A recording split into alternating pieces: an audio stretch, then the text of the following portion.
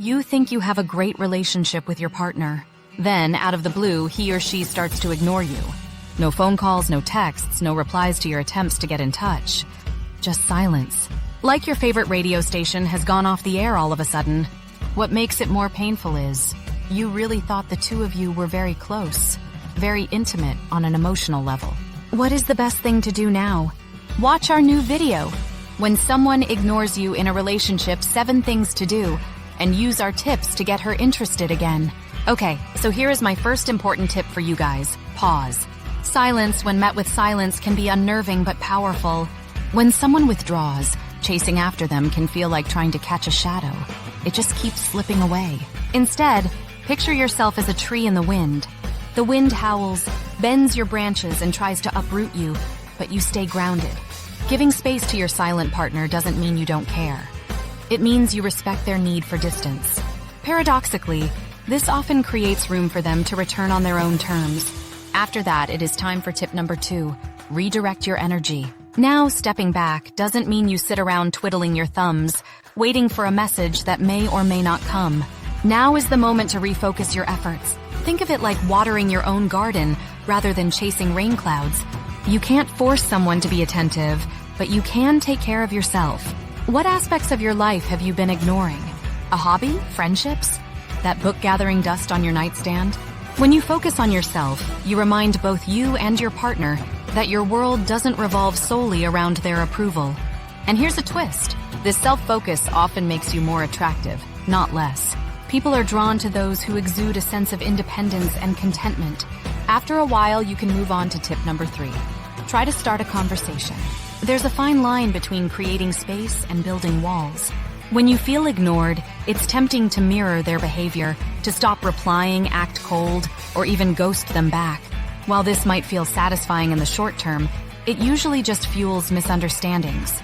Imagine trying to douse a fire with gasoline. What might work instead is a calm, open conversation when the timing feels right. This isn't about blaming or accusing. It's about expressing how their silence affects you. You could tell them something like, "We haven't been talking for a while. I find that hard to understand. Is there something that's bothering you?" This encourages dialogue without pushing it. It's an invitation, not a demand. All right, time for tip number 4, stop doubting yourself. So, what do you do if the silence persists? Here's where things get tricky. It's natural to wonder if you've done something wrong or if you're being punished for a misstep you didn't even realize you made. However, their behavior often says more about them than it does about you. Perhaps they're overwhelmed, unsure of their own feelings, or even struggling with personal issues they haven't shared. While it's important to empathize, remember that you're not a mind reader or a fixer-upper. Relationships thrive on mutual effort, and if only one person is carrying the weight, you, then it's not a partnership, it's a solo act.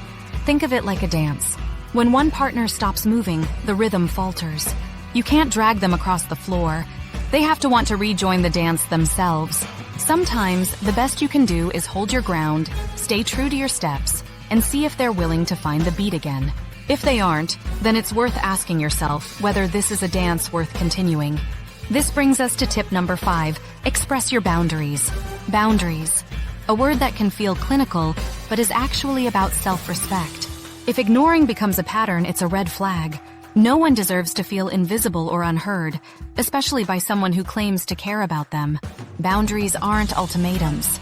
They're expressions of what you need in order to feel respected and valued. For instance, saying, "I understand you need space sometimes, but long periods of silence hurt me. I'd appreciate it if we could communicate more openly," sets a clear expectation without hostility. If they're unwilling to meet you halfway, it's not your job to lower the bar. It's theirs to rise to it. Then my 6th piece of advice, show empathy. Let's flip the script for a moment. What if their silence is less about you and more about something they're going through? Think of it like a phone with a low battery. When someone is drained, they often retreat to recharge, not to hurt you. This is where empathy comes into play. Checking in gently without overwhelming them shows that you care without prying. Send them a message like this. "Hey, I noticed you've been quiet. Is everything okay?" Sometimes, this simple acknowledgement can be the lifeline they didn't know they needed. And then my 7th and final tip, be self-aware. In situations like this, it's crucial to balance empathy with self-awareness. Are you always the one reaching out, making peace, or bridging gaps? Relationships, even in their messiest moments, should feel reciprocal.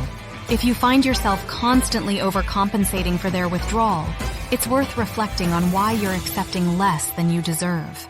It's like watering a plant that never blooms. How long do you keep pouring before you realize the soil isn't fertile? Ultimately, being ignored tests not just your patience, but also your perspective on love and connection. It's a mirror reflecting your insecurities, your needs, and your capacity for resilience. While it's painful, it can also be a turning point.